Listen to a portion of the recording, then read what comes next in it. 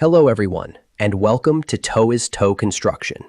In today's structural analysis lesson, we will determine all the support reactions of a statically indeterminate beam using the principle of least work. We will proceed step by step. First, we will identify the unknown reactions and select the redundant reaction. Next, we will formulate the strain energy equation, apply the principle of least work, and calculate the redundant reaction. Finally, we will use the equations of static equilibrium to determine the remaining reactions and interpret the shear force and bending moment diagrams. Let's begin. Problem statement. Consider the beam shown in the figure. The beam is fixed at point A and supported by a roller at point B. Its total length is 30 feet. A uniformly distributed load of 1.6 kips per foot acts downward over the entire length of the beam. The flexural rigidity, EI, is constant. Our objective is to determine all the reactions at supports A and B by using the method of least work. Before beginning the calculations, let us identify the reactions created by the two supports. The fixed support at A provides three reactions: a horizontal reaction, A sub x, a vertical reaction, A sub y, and a reaction moment, M sub a. The roller support at B provides one vertical reaction, B sub y. Therefore, the structure contains a total of 4 unknown reactions. Degree of static indeterminacy. For a two-dimensional structure, we have only 3 independent equations of static equilibrium. These equations are: the sum of all horizontal forces equals 0, the sum of all vertical forces equals 0, and the sum of the moments about any point equals 0. However, our beam has 4 unknown reactions. The degree of static indeterminacy is therefore equal to 4 unknowns minus 3 equilibrium equations, which gives 1. Consequently, this beam is statically indeterminate to the first degree. To solve the structure, we select the vertical reaction at the roller support B, denoted by B sub y, as the redundant reaction. This means that we will first calculate B sub y by using a deformation or energy condition. Once B sub y is known, the remaining reactions can be determined from static equilibrium. Principle of least work. Because B sub y has been selected as the redundant reaction, its value will be determined by minimizing the strain energy stored in the beam. For a beam subjected only to bending, the strain energy is expressed as U equals the integral from 0 to L of m squared divided by 2EI with respect to x. In this equation, U represents the elastic strain energy stored in the beam. M is the internal bending moment at the section under consideration. E is the modulus of elasticity of the beam material. I is the second moment of area of the beam's cross-section. And L is the total length of the beam. Since EI is constant, it will remain unchanged throughout the calculation. Compatibility condition. According to the principle of least work, the partial derivative of the strain energy with respect to the redundant reaction must be equal to 0. Therefore, the partial derivative of U with respect to B sub y equals the integral from 0 to L of the partial derivative of M with respect to B sub y multiplied by M over EI with respect to x, and this expression equals 0. This equation is also a compatibility condition. Physically, it means that the vertical displacement at support B must be 0 because the roller prevents vertical movement at that point. To evaluate this integral, we must first express the internal bending moment M as a function of the redundant reaction B sub y. Bending moment equation. We introduce the coordinate x shown in the figure. Notice that x is measured from support B toward the left. We make an imaginary cut at a distance x from B and consider the portion of the beam located between the cut and support B.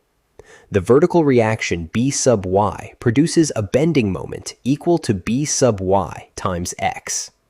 The uniformly distributed load acting over the length x has a resultant magnitude of 1.6x. This resultant acts at the center of the loaded segment, or at a distance x divided by 2 from the cut. Its moment about the cut is therefore 1.6x multiplied by x divided by 2. Using the sign convention presented in the solution, the internal bending moment becomes m equals b sub y times x minus 1.6x squared divided by 2. This can also be written as m equals b sub y times x minus 0.8x squared. Partial derivative of the moment.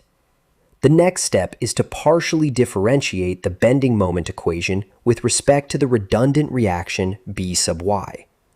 Starting with m equals b sub y times x minus 1.6x squared divided by 2. The derivative of b sub y times x with respect to b sub y is x. The distributed load term does not contain b sub y, so its derivative is 0. Therefore, the partial derivative of m with respect to b sub y equals x. We now substitute both expressions into the least work equation. The first expression is m equals b sub y times x minus 0.8x squared. The second expression is the partial derivative of m with respect to b sub y equals x. Calculation of the redundant reaction. After substitution, the compatibility equation becomes 1 over EI multiplied by the integral from 0 to 30 of x times the quantity b sub y times x minus 0.8x squared with respect to x equals 0. Because EI is constant and non-zero, it does not affect the final equation and may be factored out. We can now integrate each term. The integral of b sub y times x squared from 0 to 30 gives 9,000 b sub y. The integral of 0.8x cubed from 0 to 30 gives 162,000.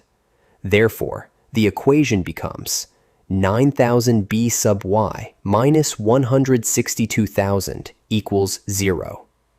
Moving 162,000 to the other side gives 9,000 b sub y equals 162,000. Dividing both sides by 9,000, we obtain b sub y equals 18 kips. The positive result confirms that the assumed direction is correct. Therefore, the vertical reaction at support B is 18 kips upward. Horizontal and vertical equilibrium. Now that the redundant reaction is known, we can determine the remaining reactions by applying the equations of static equilibrium. First, let us consider horizontal equilibrium. There are no externally applied horizontal loads. Therefore, the sum of the horizontal forces equals 0, and A sub x equals 0. Next, we apply vertical equilibrium. The total uniformly distributed load is equal to the load intensity multiplied by the beam length. Therefore, 1.6 kips per foot multiplied by 30 feet equals 48 kips. This equivalent concentrated load acts downward. The vertical equilibrium equation is A sub y minus 48 plus 18 equals 0. Solving for A sub y gives A sub y equals 30 kips. Therefore, the vertical reaction at support A is 30 kips upward. We can verify this result immediately. The sum of the two upward reactions is 30 plus 18, which equals 48 kips. This is exactly equal to the total downward load. Reaction moment, ATA. The last unknown reaction is the moment at the fixed support A. We apply the moment equilibrium equation about point A. Taking counterclockwise moments as positive, the reaction moment, m sub A, is positive. The equivalent resultant of the uniformly distributed load is 48 kips. Because the load covers the complete 30-foot span, its resultant acts at the midpoint, which is 15 feet from A. The load therefore creates a clockwise moment equal to 48 multiplied by 15. The reaction B sub Y creates a counterclockwise moment equal to 18 multiplied by 30. The moment equilibrium equation about A is m sub A minus 1.6 times 30 times 15 plus 18 times 30 equals 0. This becomes m sub A minus 720 plus 540 equals 0. Therefore, m sub A equals 180 kip feet. The reaction moment acts counterclockwise, as shown in the figure.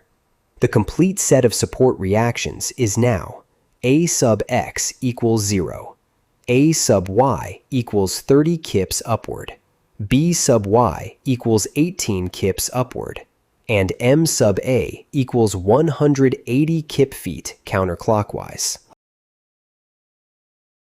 Final results and internal force diagrams.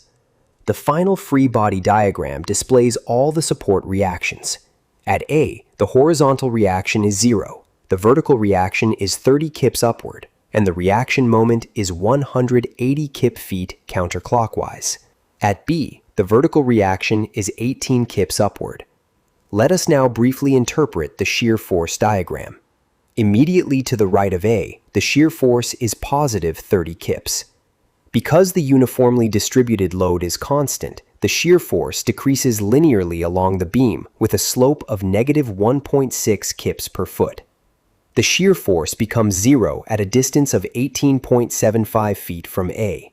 Immediately to the left of B, the shear force is negative 18 kips. The upward reaction of 18 kips at B then causes the shear diagram to jump back to 0, satisfying equilibrium. Now, consider the bending moment diagram.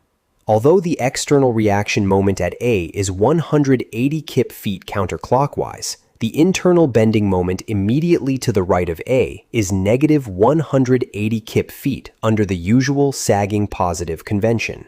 The bending moment increases along the beam. It crosses 0 at 7.5 feet from A. This location is called a point of contraflexure because the curvature of the beam changes direction there. The maximum positive bending moment occurs where the shear force is 0. At 18.75 feet from A, the maximum positive moment is approximately 101.3 kip feet. The bending moment then decreases and reaches 0 at the roller support B, because a roller support cannot resist a moment. These diagrams are consistent with both the loading and the support conditions. Conclusion. To summarize, this beam was statically indeterminate to the first degree because it had 4 unknown reactions, but only 3 independent equations of equilibrium. We selected B sub Y as the redundant reaction and used the principle of least work to satisfy the zero displacement condition at the roller support. The final reactions are A sub X equals 0, A sub Y equals 30 kips upward, B sub Y equals 18 kips upward, and M sub A equals 180 kip feet counterclockwise.